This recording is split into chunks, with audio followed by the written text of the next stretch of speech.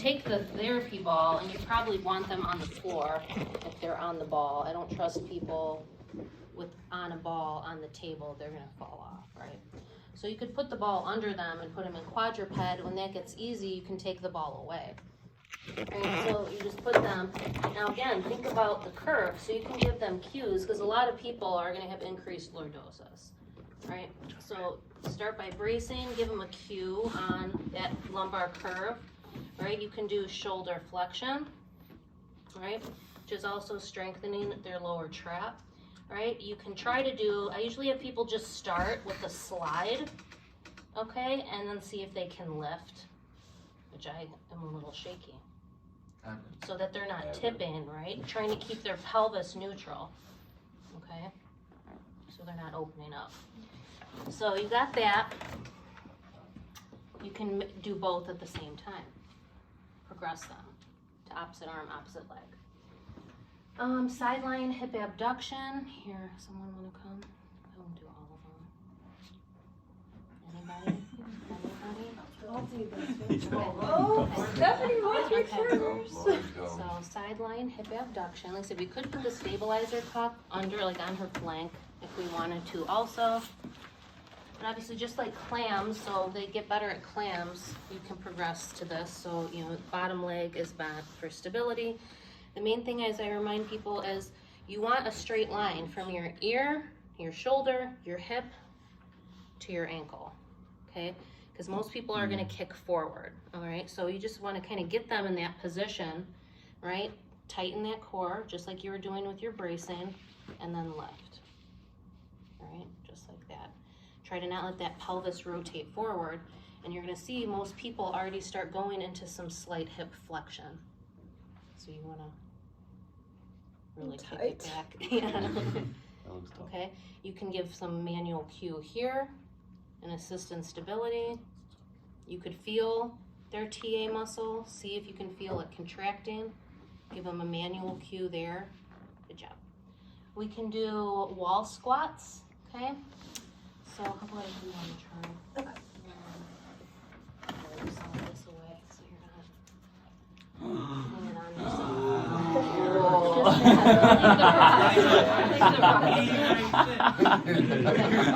So the main thing with this is you're going into flexion, so you don't want to lose that lumbar curve. So you're just going to lean against the wall, walk your feet out.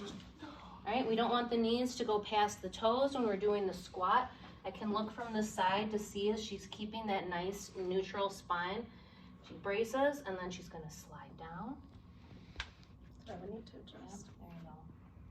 Right? And back up. Keeping it in a pain-free range of motion. You can obviously put your hand here as if you're the stabilizer cuff. There you go. And making sure you're not feeling more pressure of her losing her lordosis. Okay, so we got wall squats. We've got ball sitting. There's a ball in there, right? There should be.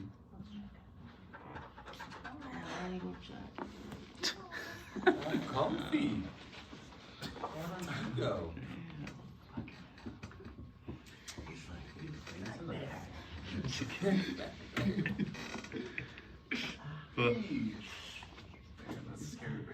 I was gonna do one. I was gonna do a time set.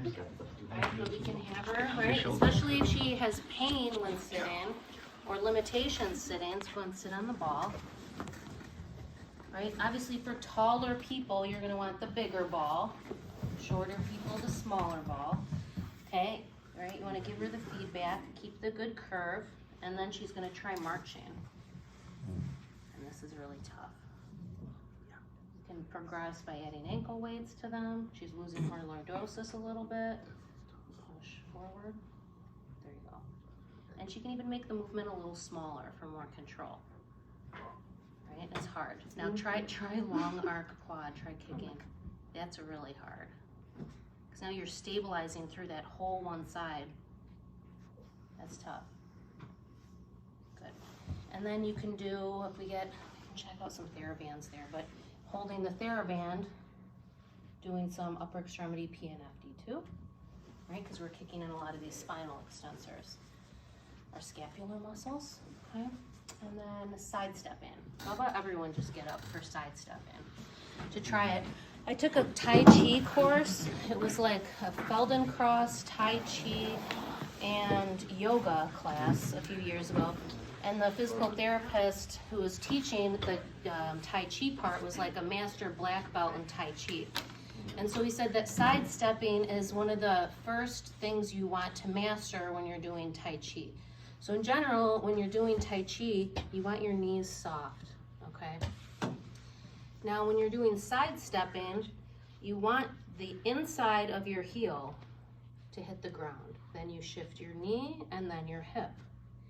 He made a good analogy. If I had a pitcher of water in this hand and this pitcher is empty, you're slowly pouring your weight. Okay, it's these controlled, you're slowly pouring all of your weight. Now it's all in this pitcher and now I'm even. So inside of the heel, then the knee, then the hip, because you're keeping a neutral spine. A lot of you're gonna see this. Now people aren't engaging these muscles, all right? So I like to start without any resistance. So anyone who has weak hip abductors, core weakness, core instability, these ones are good when people have difficulty standing, walking, carrying, okay?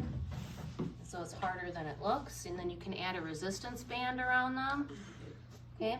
But I like that idea too. If someone has, oftentimes too, people have flexibility deficits into their gastroc. That's why you're also working inside of the heel, because now I'm getting some dorsiflexion, kicking in some of my ankle everters. So Tai Chi can reduce falls in our elderly, balance impairments, okay? And then we can do monster walk, which same thing, I have people focus on heel, forward, sideways, together, right? If I have hip flexor, quad weakness, okay? And now I'm gonna go backwards. Toe, heel, together. Toe, heel, together. Keeping that, keep your TA braced, right? You can add a resistance. This is good for people with imbalance also, because you're doing a retro walk. So I have a lot of people with balance issues do this too. Right? And then you can add a band. Now you're strengthening more of the posterior chain. Foam roll. Okay, so foam roll, shoulder flexion and marching. I would have some do it on the ground, put a mat down in the clinic. I had one of my PT students recently, Annie. She just was like, our carpet, who knows when it was glass cleaned. And she just like, here, get on the floor. And I'm like, get a mat down. Get the mat down. You don't want patients on dirtiness, right? And so I just usually tell people, sit on the edge of it, right? So your whole spine is on the foam roll, okay? Initially, they can use their hands to help stabilize them. You could try putting the blood pressure cuff under them, stabilize, right? And do some marching on this unstable surface versus on the table, right?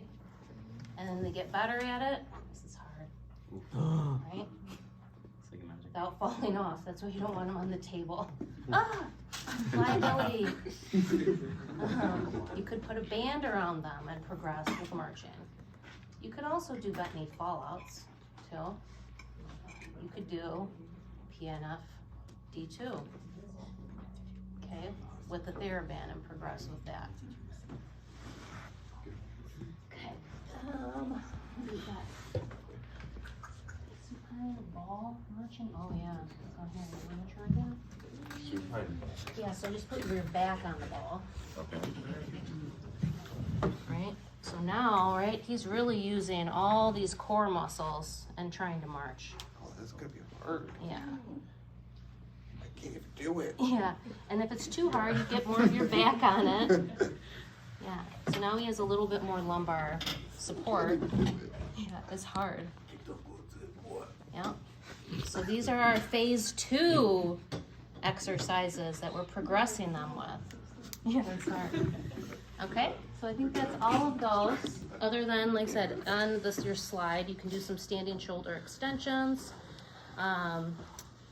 So the standing PNFD2, and think of those things in terms of people have difficulties prolonged standing, cooking, cleaning, right? Monster walk, vacuuming, right? Where you can make it kind of based on their goals and functional limitations also, in terms of what position you're gonna put them in for some of these exercises. Okay, have fun. There's 2 other balls in there.